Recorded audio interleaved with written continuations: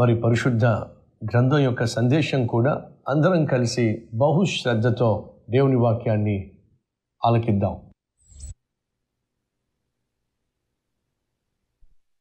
ఆదికాండం 28వ అధ్యాయం 20వ వచనము. అప్పుడు యాకోబు అంటున్నాడు, నేను తిరిగి నా తండ్రి ఇంటికి క్షేమముగా వచ్చున్నట్లు దేవుడు నాకు తోడై ఉండి నేను వెళ్ళుచున్న ఈ మార్గములో నన్ను కాపాడి తినుటకు ఆహారమును ధరించుకొనుటకు వస్త్రములను నాకు దయచేసిన ఎడల యెహోవా నాకు దేవుడై ఉండును. యాకోబు ఇంట్లోంచి పారిపోతున్నాడు. వీళ్ళు ఎవరైనా ఎప్పుడైనా పారిపోయారా? ఎగ్జామ్స్లో ఫెయిల్ అయిపోతే నాన్న కొడతాడని పారిపోయిన వాళ్ళు, ఆ అబ్బాయితో ఇచ్చి పెళ్లి చేయరేమో అనే భయంతో అబ్బాయితో పారిపోయేవాళ్ళు, అమ్మాయితో పారిపోయేవాళ్ళు, దొంగతనం చేసి పారిపోయేవాళ్ళు, తప్పు చేసి పారిపోయేవాళ్ళు మనం సాధారణంగా చూస్తాం. ఇప్పుడు మీరు జాగ్రత్తగా గమనిస్తే యాకోబు పారిపోతున్నాడు. ఎందుకు పారిపోతున్నాడు? తప్పు చేశాడు. ఏమిటి యాకోబు చేసిన తప్పు? తండ్రిని మోసం చేశాడు, అన్నను మోసం చేశాడు. ఆ మోసం కాస్త బయటపడిపోయింది. అన్న అయినటువంటి ఏశావు కారాలు మిరియాలు నూరుతున్నాడు. కత్తి దూసి యాకోబును చంపాలి అని చెప్పి నిర్ణయం తీసేసుకున్నాడు. తను చేసిన పాపం పండింది, తన మీదకు శిక్ష రాబోతుంది అనే భయంతో యాకోబు తన తండ్రిని, తల్లిని, ఇంటిని విడిచిపెట్టి పారిపోతున్నాడు. ప్రియ సహోదరి సహోదరులు, దయచేసి జ్ఞాపకం చేసుకోండి. మనం తప్పు చేసినప్పుడు ఏమీ కాదులే అనే భావన, మనం మోసం చేసినప్పుడు ఎవరికీ తెలియదులే అనే ఉద్దేశం, మనం పాపం చేసినప్పుడు బయటపడదులే అనేటటువంటి భ్రమ సైతాను కల్పిస్తాడు. కానీ మనుషుల దృష్టిలో మంచివాడిగా కనిపించవచ్చు, ఆత్మీయుడిగా కనిపించవచ్చు, పరిశుద్ధునిగా అనిపించవచ్చు. నువ్వు చేసే తప్పులేమీ బయటపడకుండా బహు జాగ్రత్తగా దాచేసేయచ్చు. కానీ దేవుని దృష్టిలో నువ్వు చేసే ఏ పాపము కూడా దాగదు అనే వాస్తవం మర్చిపోకండి. యాకోబు ఓ ధనవంతుని కుమారుడు. యాకోబు జీవితంలో ఏ లోటు లేదు, అన్నీ అనుభవించిన వాడే, భోగభాగ్యములను పొందుకున్నవాడే. కానీ చేసిన తప్పు వల్ల ఇప్పుడు ఒంటరి కావాల్సి వచ్చింది. సహోదరి సహోదరుడా, ఈరోజు మన మధ్య ఎవరైనా ఉన్నారా?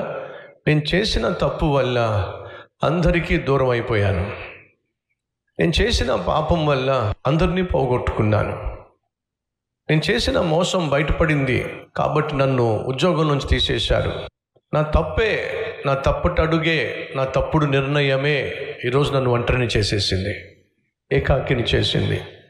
ఒకప్పుడు అన్నీ ఉన్నాయి, అందరూ ఉన్నారు, కానీ ఈరోజు అందరినీ పోగొట్టుకున్నా, అన్నీ పోగొట్టుకున్నా, అనాథగా మిగిలిపోయా. అలాంటి వాడిని దేవుడు కనికరిస్తాడా?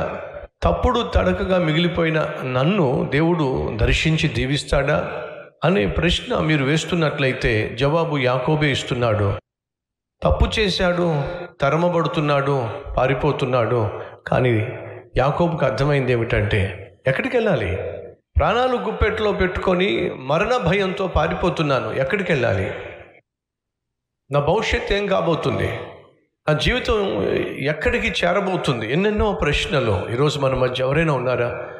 అయ్యా, నా జీవితంలో చాలా ప్రశ్నలు, ఎలా నా బిడ్డలను చదివించుకోవాలి అర్థం కావట్లా, అయోమయం, అనారోగ్యంతో అల్లాడిపోతున్నాను, ఎంతమంది డాక్టర్ల దగ్గరికి వెళ్ళినా, ఎన్ని మందులు వాడినా రోగం మాత్రం తగ్గటం లేదు, అంతా అయోమయంగా ఉంది, అస్తవ్యస్తంగా ఉంది, ఎలా ముందుకు సాగాలో నాకు అర్థం కావట్లా, పూట ఎలా గడుస్తుందో నాకు అర్థం కావట్లా, ఉద్యోగం ప్రమాదంలో పడింది, తీసేస్తానంటున్నారు, ఎలా కుటుంబాన్ని పోషించుకోవాలో అర్థం కావట్లా, ఎగ్జామ్స్లో ఫెయిల్ అయిపోయాను, ర్యాంక్ వస్తుందని ఆశించి భంగపడిపోయాను, ఎలా భవిష్యత్తును ఎదుర్కోవాలో నాకు అర్థం కావట్లా, నా కుటుంబంలో చాలా సమస్యలు ఉన్నాయి, నా బిడ్డలతో సమస్యలు ఉన్నాయి, భర్తతో సమస్య ఉంది, భార్యతో సమస్య ఉంది, బంధువులతో సమస్య, ఏమిటో నా జీవితం అంతా సమస్యల వలయంలో చిక్కుకుపోయింది, ఎలా నేను బయటపడగలను, ఎలా మంచి భవిష్యత్తు నేను చూడగలను అనే ప్రశ్న నువ్వు కలిగి ఉన్నట్లయితే ఈ ప్రశ్నలు ఆల్మోస్ట్ యాకోబు కూడా ఉన్నాయి.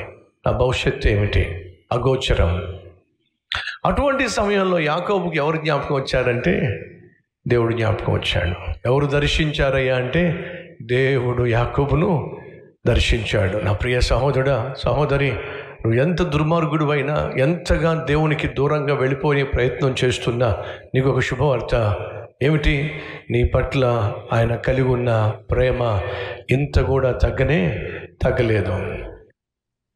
నీ పట్ల ఆయన కలిగి ఉన్న ఉద్దేశాలు ఏమీ మారలేదు. ఏదో విధంగా నిన్ను తన వైపుకు ఆకర్షించుకోవాలని, ఏదో విధంగా తను నిన్ను చేర్చుకోవాలని ఆశపడుతూనే ఉన్నాడు. అదే జరిగింది. దేవుడు ఆ రాత్రి యాకోబుని దర్శించాడు. అప్పుడు యాకోబు అంటున్నాడు, ఏమంటున్నాడో చూద్దాం రండి. నేను తిరిగి నా తండ్రి ఇంటికి క్షేమముగా వచ్చినట్లు దేవుడు నాకు తోడై ఉండి, మొదటిగా ఏం కోరుతున్నాడంటే, అయ్యా నన్ను తిరిగి ఇంటికి చేర్చు. మనం సాధారణంగా ఇంట్లోంచి బయటకు వెళ్తాం కదా. ఇంటిలో నుంచి బయటికి వెళ్ళి తిరిగి ఇంట్లోకి వస్తున్నామంటే ఖచ్చితంగా భార్య కావచ్చు, బిడ్డలు కావచ్చు, భర్త కావచ్చు, ఇంట్లోంచి బయటికి వెళ్తూ గ్యారెంటీ ఇవ్వగలరా? ఇదిగో నేను ఖచ్చితంగా నేను తిరిగి వస్తాను. భర్త చెప్పగలరా? భార్య చెప్పగలరా? బిడ్డలు చెప్పగలరా? లేదండి. ఇంట్లోంచి నువ్వు బయటికి వెళ్ళావు అంటే తిరిగి ఇంటికి రావడం అనేది నో గ్యారెంటీ. యాకోబు ఏమంటున్నాడు తెలుసా? ప్రభువా, నన్ను నువ్వు నా ఇంటికి క్షేమంగా చేరిస్తే, నా ఇంటికి, తండ్రి ఇంటిని తనిలే కదండి, నా ఇంటికి నన్ను క్షేమముగా చేర్చినట్లయితే. ప్రశ్న, మీ ఇంటికి మీలో ఎంతమంది క్షేమంగా చేరారో చూపిస్తారా? దేవుడు నిన్ను క్షేమంగా ఇంటికి చేర్చాడు అంటే అది అద్భుతమా కాదా? చెప్పండి, అద్భుతమేనా? అప్పుడు ఏం చేయాలి మనం? మీరు ఇంటికి వచ్చిన వెంటనే, ప్రియ సహోదరి సహోదరులు, మీరు ఇంటికి వచ్చిన వెంటనే ఒక పని చేయండి. కొంతమంది ఇంటికి వచ్చిన వెంటనే భార్య మీద అరుస్తారు, పిల్లలేమో అమ్మ మీద అరుస్తారు, భార్య ఏమో భర్త మీద అరుస్తుంది. ఇవన్నీ మానేసేయండి. ఫస్ట్ ఇంటికి వచ్చిన వెంటనే 2 చేతులు జోడించండి, మనస్ఫూర్తిగా, ప్రభువా నన్ను క్షేమంగా ఇంటికి చేర్చినందుకు నీకు వందనాలు నాయనా, ఈ దినమంతా కాపాడినందుకు నీకు స్తోత్రాలయ్యా. 2 చేతులు జోడించి మనస్ఫూర్తిగా దేవుణ్ణి మీరు స్తుతించండి. మీ జీవితంలో గొప్ప మార్పును చూస్తారు. నా ప్రాణమా, చెప్పండి, నా ప్రాణమా యెహోవాను సన్నుతించుము, ఆయన చేసిన మేలులను దేనిని మరవద్దు. ఇంటికి నువ్వు చిరాగ్గా కోపంగా వచ్చేసి ఆ కోపం అంతా మీ ఆవిడ మీద, మీ పిల్లల మీద చూపించటం కంటే ఒకటి జ్ఞాపకం చేసుకో. ఏమిటి? నువ్వు తిరిగి ఇంటికి వచ్చావు. ఏమిటి? తిరిగి ఇంటికి వచ్చావు.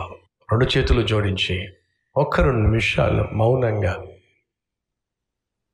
ప్రభువును స్తుతించు. నీ మనస్సు ప్రశాంతత చేత నింపబడుతుంది. ప్రార్థన చేస్తున్నాడండి యాకోబు. దేనికోసం ప్రార్థన చేస్తున్నాడో తెలుసా? ప్రభువా నన్ను నా ఇంటికి క్షేమంగా చేర్చు. అది ప్రార్థన. దేవుడు ప్రతిరోజు మనల్ని క్షేమంగా ఇంటికి చేరుస్తున్నాడు. తరచుగా ప్రయాణాలు చేస్తూ ఉంటాం. అలా ప్రయాణాలు చేస్తున్నప్పుడు వెళ్ళే ముందు ప్రభువుని అడుగుతాను, ప్రభువా నాకు తోడుగా రా నాయనా, క్షేమకరమైన ప్రయాణం దయచేయని చెప్పి. నేను తిరిగి వచ్చేసిన వెంటనే ప్రభువును స్తుతిస్తాను. ప్రభువా నన్ను క్షేమంగా మళ్ళా గృహానికి చేర్చినందుకు వందనాలు నాయనా. ఈ ప్రయాణం చేస్తున్నప్పుడు రోడ్డు మీద ఎన్ని యాక్సిడెంట్లు చూస్తామో, కారు నుజ్జు అయిపోవడం, లారీలు గుద్దుకోవడం, బైక్ యాక్సిడెంట్లు ఎన్నెన్ని చూస్తూ ఉంటామో. వారిలో ఒకరుగా మనం ఎందుకు లేమండి? మనం పైనుంచి ఊడిపడ్డామంటారా? లేదండి. వారిలో ఒకరిగా మనం లేవు అంటే అది దేవుని యొక్క మహాకృప. ఎప్పుడైనా రోడ్డు మీద మీరు ఏదైనా యాక్సిడెంట్ చూస్తే అయ్యయ్యో పాపం ఎవరో అని అంటాం, అది సహజం. కానీ ఆ సమయంలో నువ్వు చెప్పాల్సిందని తెలుసా? ప్రభువా ఆ వ్యక్తిగా నేను లేకపోవడం నీ మహాకృప నాయనా, నీ మహాకృప. నేను ఎలా ఇంట్లోంచి బయలుదేరానో అతడు అలాగే బయలుదేరాడు. నాకు ఎలా భార్య బిడ్డలు ఉన్నారో అతనికి అలాగే భార్య బిడ్డలు ఉన్నారు. నాకు ఎలా తల్లిదండ్రులు ఉన్నారో అతనికి అలాగే తల్లిదండ్రులు ఉన్నారు. అతనికి నాకు డిఫరెన్స్ ఏం లేదు. డిఫరెన్స్ అలా ఏమిటంటే అతడేమో శవంగా పడున్నాడు, నేనేమో సజీవంగా ఉన్నాను. ప్రభువా నీకు వందనాలు నాయనా. మన జీవితంలో ప్రతి విషయంలో ప్రభువును స్తుతించడం నేర్చుకుందాం. ఎందుకంటే స్తుతి మనల్ని దేవునికి మరింత దగ్గరగా చేరుస్తుంది. దేవుని ఆశీర్వాదాలు మనకు దగ్గరగా చేరుస్తుంది నీ కృతజ్ఞత జీవితం. 2, నా ఇంటికి నన్ను క్షేమంగా తీసుకొచ్చి ఈ మార్గంలో నన్ను కాపాడి తినుటకు ఆహారము, ధరించుటకు వస్త్రములు నాకు దయచేసిన ఎడల యెహోవా నాకు దేవుడై ఉండును. ఏం కోరుతున్నాడండి? ఎవ్వరూ లేనటువంటి స్థితికి చేరిపోయి, అన్నీ ఉన్నప్పటికీ అనాథగా మారిపోయి, అంధకారంగా ఉన్న భవిష్యత్తును తన కళ్ళ ఎదుట పెట్టుకొని దేవుణ్ణి ఏం కోరుతున్నాడు? అయ్యా నన్ను ఇంటికి క్షేమంగా చేర్చయ్యా. 2, తినడానికి బువ్వ పెట్టయ్యా. 3, కట్టుకోవడానికి వస్త్ర. చాలయ్యా. ఏమంటున్నాడు? చాలు. ఇవి నువ్వు నాకు దయచేసినట్లయితే నువ్వే కదా నాయన నా దేవుడివి అని చెప్పన్నాడు. దేవా నాకు క్షేమాన్నివ్వు, ఆహారాన్నివ్వు, వస్త్రాన్నివ్వు అని ప్రార్థన చేసిన యాకోబు చివరికి ఏమన్నాడు తెలుసా? నువ్వు నాకివ్వు, నేను తిరిగి మళ్ళా నీకు ఇస్తా అన్నాడండి. ఏమిస్తాడట చూద్దాం రండి. 22వ వచనము 3వ లైన్. మరియు నీవు నాకు ఇచ్చు యావత్తులో 10వ వంతు ఖచ్చితముగా, నిశ్చయముగా అంటే అర్థం ఏమిటి? ఖచ్చితముగా, నిశ్చయముగా నీకు చెల్లించదనని మొక్కుకొనెను. అయ్యా నాకు కావాలి, నాకు కావాలి, నాకు కావాలి అంటున్నాను కరెక్టే, కానీ ఒకవేళ నువ్వు నాకు ఇస్తే నేను తిరిగిస్తానయ్యా. అంతా మింగేసానయ్యా, అంతా నేనే అనుభవించనయ్యా. నువ్వు నాకు ఇచ్చినప్పుడు ఇచ్చిన దాంట్లో 10వ వంతు నేను తీసుకొచ్చి మళ్ళీ నీకు ఇచ్చేస్తాను. దేవుణ్ణి అడుగుతున్నావు ఇవ్వు ఇవ్వు అని చెప్పి. మరి మన సంగతి ఏమిటి? ఆ రోజు యాకోబు మొక్కుకున్నాడు. ఏమని తెలుసా? నువ్వు నాకు ఇచ్చిన దాంట్లో 10వ వంతు తిరిగి నీకు ఇచ్చేస్తాను.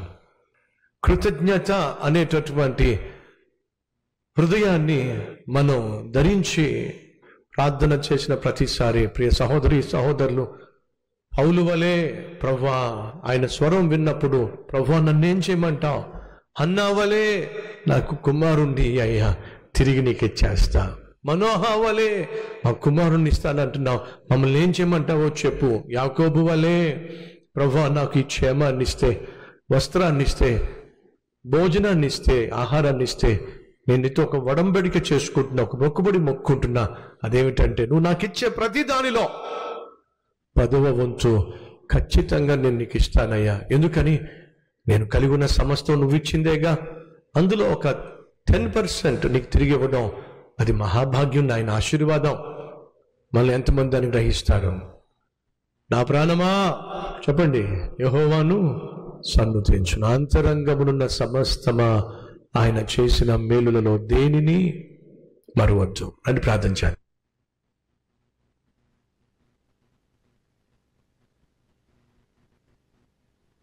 మహాపరిశుద్ధుడు అయిన ప్రేమ కలిగిన తండ్రి, కృతజ్ఞత అనగా మేము పొందుకున్న దానికి తిరిగి మేము నీకు కనపరిచే నాయన తత్వమే కృతజ్ఞత. పొందుకున్న మేలులను బట్టి మనపూర్వకంగా నీకు వందనాలు చెల్లించటం, ప్రతి విషయంలో మనపూర్వకంగా నిన్ను స్తుతించటం, ప్రతి విషయంలో మనపూర్వకంగా ఆయన 2 చేతులు జోడించి నేను నమస్కారం చేసి వందనాలు చెల్లించటం మాకు నేర్పించాయ్యా.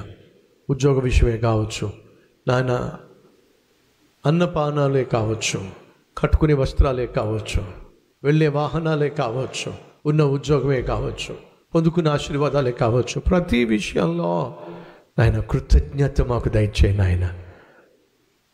సనుగుళ్ళు గొనుగుళ్ళు మాకు దూరం చేయి నాయన. కృతజ్ఞత కలిగి నిన్ను సేవించే కృప మాకు దయచేయి నాయన.